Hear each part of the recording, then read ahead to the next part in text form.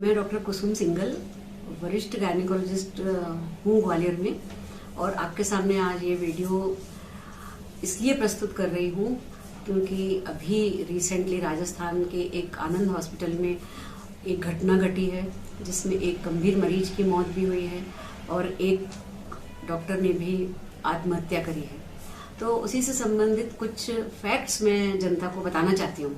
साधारणतः यह देखने में आता है कि अस्पताल में होने वाली हर मौत के पीछे डॉक्टर की लापरवाही को ही उसका कारण मान लिया जाता है।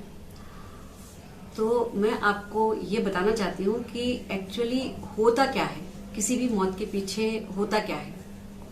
जैसा कि हम सब जानते हैं कि हर मनुष्य के चेहरे पे 2 आंख हैं, 2 कान हैं, 1 नाक है और 1 मुंह है। उसके बावजूद भी संसार का हर मनुष्य अलग नजर आता है और हम उसे चेहरा देखकर ही पहचान लेते हैं। क्यों? दिखने में वो सब अलग अलग दिखते हैं। एक मुख्य संरचना एक होने के बावजूद भी सब अलग है, इसीलिए अरबों की जनसंख्या में भी अलग अलग चेहरे हैं। उसी तरह मैं आपको बताना चाहती हूँ कि मनुष्य का शरीर भी एक ही जैसा होने के बावजूद भी अलग अलग बर्ताव करता है।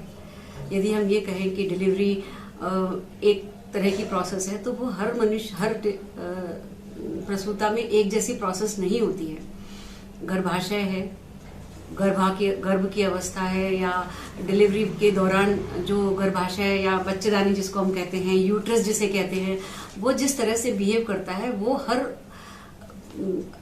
प्रसूता का या हर महिला का अलग अलग तरीके से बिहेव कर सकता है। सभी जानते हैं कि डिलीवरी के जस्ट पहले औरत के गर्भाशय में लगभग 3 से 3.5 किलो का एक बच्चा, इतना बड़ा प्लेसेंटा या आंवल तथा बहुत सारा पानी उसमें होता है। इसका मतलब है कि गर्भाशय उसका काफी बड़ा होता है। लेकिन डिलीवरी के तुरंत बाद गर्भाशय एकदम से सिकुड़ता है। ये एक नेचुरल प्रोसेस है, ईश्वर ने ये प्रोसेस बनाई हुई है शरीर में। और गर्भाशय एकदम से सिकुड़ता है और उस सिकुड़न के कारण जो हजारों नलियां उसमें डेवलप हुई हैं, बच्चे के ब्लड सप्लाई के कारण जो खून की नलियां उसमें डेवलप हुई हैं, वो सारी नलियां बच्चेदानी के सिकुड़ने के साथ ही बंद हो जाती हैं और इस तरह से वो खून बंद होता है। परंतु यदि किसी केस में अपने आप ऐसा नहीं होता है किसी भी कारण से, जैसे कि कोई रबर बैंड है, पुराना है, हमने उसे खींचा लेकिन वो बाद में अपनी पुरानी अवस्था में नहीं आ पा रहा है, या अच्छी तरह से वो वापस सिकुड़ नहीं पा रहा है, रबर बैंड है, इलास्टिक है, वो भी कई बार वापस से उतने छोटे नहीं होते हैं, खराब हो जाते हैं और हम उन्हें फेंक देते हैं। तो इसी तरह से यदि वापस नहीं सिकुड़ता है तो ठीक है, मेडिकल साइंस में बहुत सारे इंजेक्शंस होते हैं जो कि सभी लोग कोशिश करते हैं कि उन इंजेक्शन के माध्यम से हम उसको सहायता करें कि वो सिकुड़ जाए और वापस से खून की नलियां बंद हो जाए। लेकिन यदि तमाम इंजेक्शन या तमाम दवाएं देने के बावजूद भी, तमाम प्रयास करने के बावजूद भी यदि गर्भाशय सिकुड़ता नहीं है, तो बहुत सारी खून की नलियां जो उसमें खुली हुई होती हैं वो तेजी से रक्त बाहर फेंकने लगती हैं और ऐसी स्थिति में बहुत तेजी से मरीज की हालत गंभीर हो सकती है।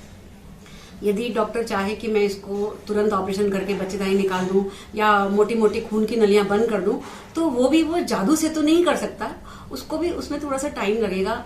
बेहोशी का डॉक्टर भी आएगा, पूरी टीम भी इकट्ठी होगी, उसको स्पाइनल या जनरल एनेस्थीसिया कुछ देना पड़ेगा, तभी तो वो उसे कट लगाएगा और उस खून की नली तक पहुंचेगा। तो इन सब चीजों में भी टाइम लगता है और उस टाइम के दौरान यदि कितना खून ज्यादा चला जाता है तो हम जितना भी खून चढ़ाएं वो उस पर कम पड़ सकता है और हो सकता है कि दुर्भाग्यवश मरीज ना भी बच पाए। तो यदि लाख प्रयासों के बावजूद भी कभी कभी ऐसा हो जाता है कि हम अपने प्रयास हमारे निरर्थक हो जाते हैं और हम मरीज को नहीं बचा पाते हैं। ऐसे में इलाज करने वाले डॉक्टर को उस मौत का जिम्मेदार ठहराना, क्या आपको नहीं लगता है कि ये नाइंसाफी है? ये सरासर नाइंसाफी है। यदि डॉक्टर प्रयास कर रहा है लेकिन प्रयास सफल नहीं हो रहा है तो वो मौत का जिम्मेदार कैसे हो सकता है? सभी को ये बात समझनी होगी कि एक बहुत बड़ा अंतर है किसी को बचाने का प्रयास सफल ना होना या बचा नहीं पाना और किसी को मारना। इन दोनों चीजों में एक बहुत बड़ा अंतर होता है। चलो मैं आपको बताती हूँ। एक माँ है, यदि उसके बच्चे को कैंसर हो गया है, अब वो माँ बाप उसको भरसक प्रयास कर रहे हैं बचाने का, सारी जमा पूंजी भी लगा रहे हैं, अच्छे से अच्छे डॉक्टर को भी दिखा रहे हैं, दवाई भी दे रहे हैं, सब कर रहे हैं, लेकिन यदि उनके प्रयास निरर्थक चले जाते हैं और वो उस बच्चे को नहीं बचा पाते हैं, तो क्या हमें उन माँ बाप को हम कातिल कहेंगे या हम उन माँ बाप से सहानुभूति रखेंगे? हम उन माँ बाप को कभी भी कातिल नहीं कहते हैं, क्योंकि वे तो बेचारे अपना पूरा प्रयास कर ही रहे हैं। तो इसी तरह से एक डॉक्टर के साथ जो हो रहा है उसको हम क्यों नहीं समझ पाते हैं? क्या इस डॉक्टर के भी पूरे प्रयास के बाद यदि कोई नहीं बच पाता है तो हम उसे कातिल कैसे कह सकते हैं? ये तो मतलब सरासर नाइंसाफी हुई। और इस तरह की नाइंसाफी से बाद में यदि डॉक्टर्स डिलीवरी करवाना बंद कर देंगे या गंभीर मरीजों का इलाज बंद कर देंगे तो आखिर में नुकसान किसका होगा? नुकसान तो समाज का ही होगा। डॉक्टर प्रयास एक केस में यदि सफल नहीं होता है तो 10 में से 9 केस बचा भी तो रहे हैं। यदि सारे डॉक्टर प्रयास करना बंद कर देंगे किसी को बचाने का तो वो 10 के 10 केस खत्म हो जाएंगे जो हम बचा पाते हैं। तो प्लीज मेरी समाज के हर व्यक्ति से, हर औरत से, हर उस समझदार व्यक्ति से करबद्ध निवेदन है कि इस चीज को समझें, इसकी गहराई को वे समझने का प्रयास करें कि किसी को न बचा पाना और किसी को मारना ये दो बहुत ही अलग अलग चीजें हैं। और किसी डॉक्टर को इस तरह से प्रताड़ित, मानसिक इतना प्रताड़ित न करें कि वो आत्महत्या करने के लिए मजबूर हो जाए। कानून का दरवाजा हर एक के लिए खुला है। यदि हमें कहीं भी लगता है कि हमारे साथ अन्याय हो रहा है, या वो डॉक्टर ने किया है, या वो मरीज ने किया है, या किसी और ने किया है, हम हमेशा ही स्वतंत्र हैं। हम कानून का दरवाजा खटखटा सकते हैं, हम उसकी जहां मर्जी हो वहां कंप्लेन कर सकते हैं हम। और अगर डॉक्टर गलत हो तो डॉक्टर के खिलाफ एक्शन हो सकता है, मरीज गलत हो तो मरीज के खिलाफ एक्शन हो सकता है, या जिससे भी हमारा लड़ाई झगड़ा है या जो भी दोषी है उसके खिलाफ एक्शन हो सकता है।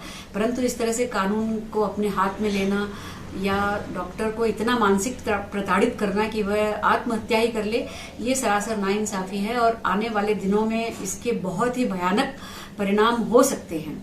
मैं उम्मीद करती हूं कि समाज इस चीज को समझेगा और अपने और डॉक्टर के सभी के भविष्य को सुरक्षित करेगा।